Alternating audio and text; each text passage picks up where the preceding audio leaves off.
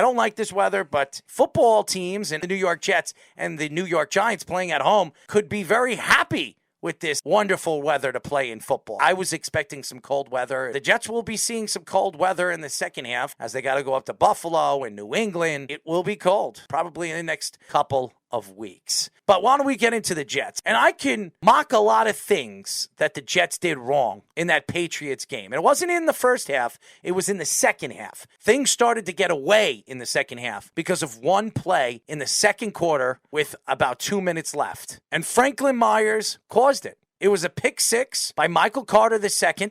Runs it in for a touchdown. It would have made the game 17-3. And if the Patriots kicked that field goal because of Zach Wilson's interception, because he forced it, if he was up 17-3, they probably would have ran the ball out for the rest of the quarter, and they would have went into the second half. It would probably have been 17-3. Jets and the Patriots had the ball in the second half. But no, Franklin Myers hits Mac Jones, which was not a penalty. And I don't understand why these referees seem to like to give Bill Belichick and that New England Patriots any call in MetLife Stadium. It is the Jets' home. And if you watch the replay of that hit, he hit him right when he released the ball. And when he hit him, he pushed him, he shoved him, and he flopped on the ground. He was throwing that interception no matter if he hit him or he didn't. He forced the ball in a pocket where there was two Jets corners. Gardner was behind him. Michael Carter was right in front of him. He intercepted the ball, ran it right in. We thought the game was over. But all it started was the Jets' collapse. Because as soon as that happened,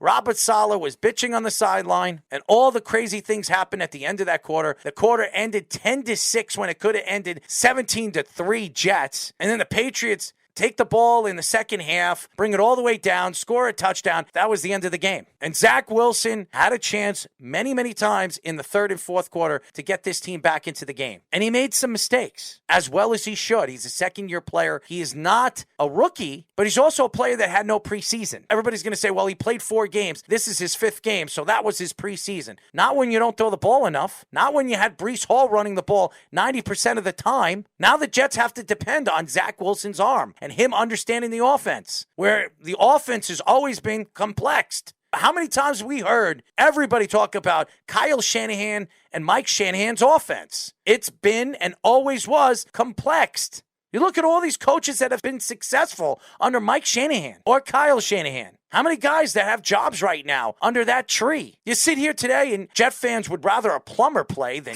Zach Wilson. Don't be surprised if they start begging for Mike White the way they keep reacting. Let this kid play out this season. Let's figure out who they are as a team. And maybe for all those press people all over YouTube and on ESPN and CBS that love attacking this kid. Meanwhile, going into that game, he was 4-0 as a starter for the season, taking over for Flacco. Now all of a sudden he's 4-1 and he threw 3 interceptions. And I don't care about his statistics because Josh Allen's numbers in his second year, they're not good. It was the third year with transition, Josh Allen's career. That's when he took his team all the way against Kansas City in the playoffs. Now you're seeing what he is as a star quarterback. I think a lot of Jet fans need to sit back and realize that they have had a tremendous amount of injuries this year on the offensive line, which has been putrid with the injuries. They lost Mekhi Beckham for the season. This is a guy that was one of their top draft selections 2.5 years ago. The guy hasn't been on the field in almost 2 years. You sign a great offensive tackle in Dwayne Brown. He's not healthy. He has a tear in his rotator cuff. He's probably going to need surgery in the offseason, but he's still playing. George Font's out. Max Mitchell's out. They have Herbig, who's played fantastic for the Jets. Great pickup for Joe Douglas in the offseason from Philadelphia,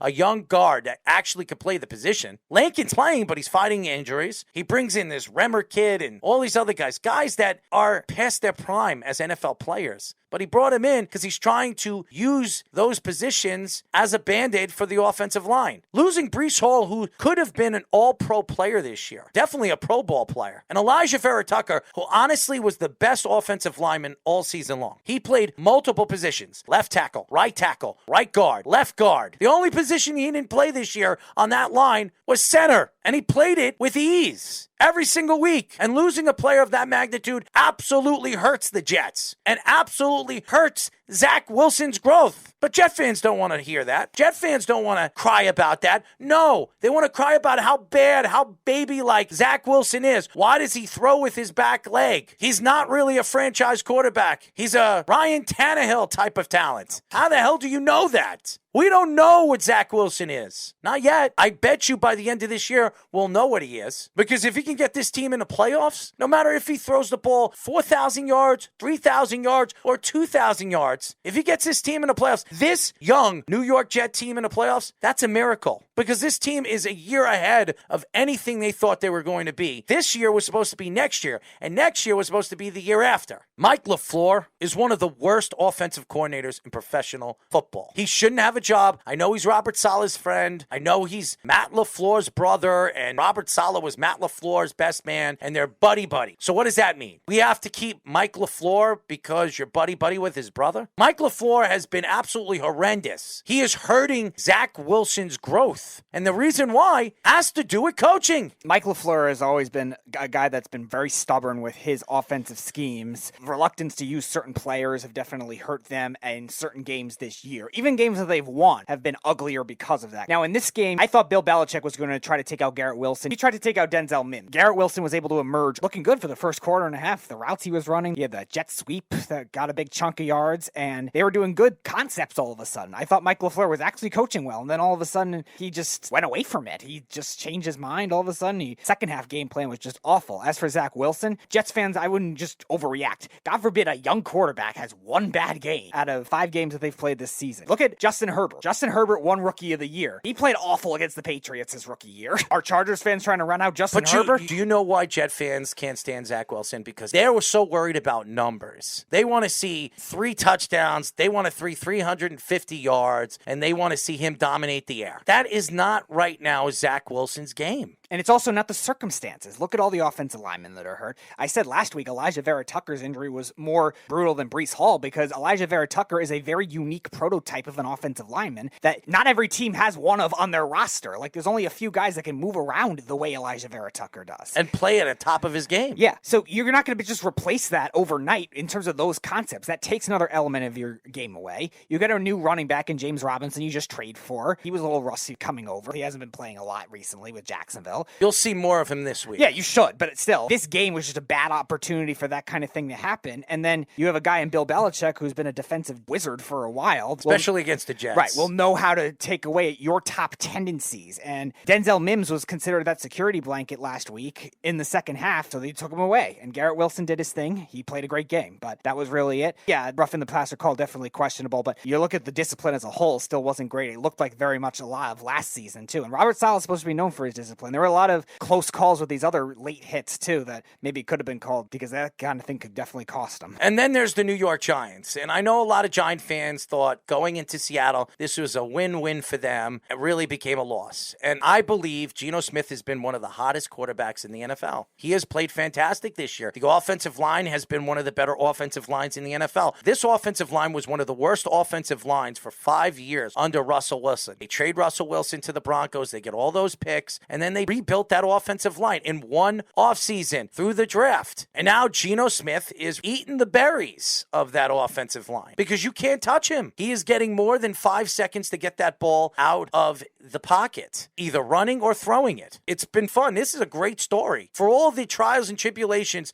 that we've seen, Geno Smith played for both New York teams. He was drafted by the Jets. He played for the Giants, as we know the whole story with Eli Manning. And then he went to Seattle. And he has been one of the highest paid backup quarterbacks for years. Now finally he's getting his chance to be a starter again, and he's blossoming. Maybe it's coaching. Maybe it's the offense. Maybe it's just the understanding of how to play the game now. Something that he didn't know when he played for the Jets and the Giants. And again, it's also something that's a different concept for what we've seen Geno Smith be in the past, too. We've seen the Seahawks definitely evolve a lot of the plays in the Giants game, too. He was extending plays very nicely, and a lot of those passes ended up being dropped. These receivers actually kind of let him down at certain points during that game, so Seattle could have won that game by even more. They were running routes very well. Lockett had a couple dropped passes. Metcalf had one on the sideline that was catch he should have made that was dropped. And Geno Smith was pinpoint accurate in a lot of parts of the field, too. Against a Giants secondary that's been pretty good this year. Julian Love, who's been one of the better coverage safeties in the league, probably had his worst game of the season. Adoree Jackson, he did have that nice play for the fumble recovery, but beyond that was kind of up and down. And then Xavier McKinney was a non-factor in that game, too, when it came to coverage. He had a couple of penalties. And the Giants, they don't have as much talent as the Jets. They're rebuilding the team under a new coach in Dable. And he's taken over this team with a new GM and a new everything. They're going to rebuild this team through the draft, just like the Jets,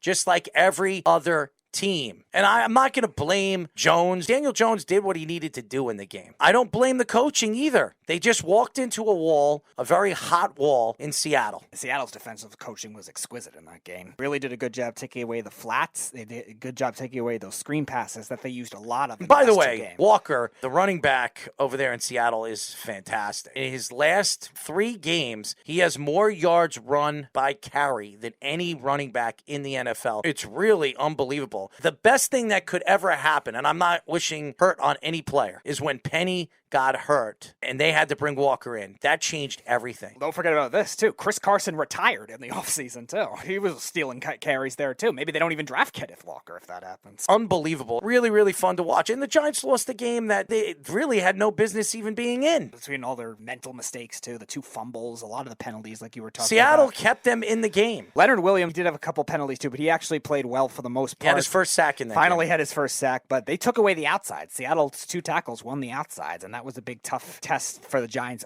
defense to have to adjust to. They actually contained Walker all right in the first half, but once he got going, and Seattle really just seized the game after that. It was fantastic, but the game was really, really good. It came down to the fourth quarter, and I just thought Seattle throughout the game was better. They had the better quarterback. They had the better coach. And I'm not taking shots at Dable. If the season were to end right now, Dable is the head coach of the year. Not far behind. Might be Pete Carroll. Pete Carroll, after losing Russell Wilson in the offseason, everybody said, rebuild time. It isn't a rebuild season. They have a chance to win that division. They have a chance to be a wild card team in that NFC. And if they get into the playoffs with that offensive line, with a hot quarterback, and with a defense playing as well as they are, and a secondary, Woolen, rookie of the month, and Walker was offense, this team could very much surprise a lot of people in the playoffs and might even go to the NFC title game. All you need is good defense and a good running back. You could build around the trenches and you can win. And you can win with Geno Smith. Ask the Cowboys with Dak Prescott. And that's not saying much because Dak hasn't won anything. But Geno is the spinning image of Dak Prescott. He's a quarterback that has good feet, can run inside and out, and can make every single throw. And Dak could do that too. And you see what the Cowboys are doing right now.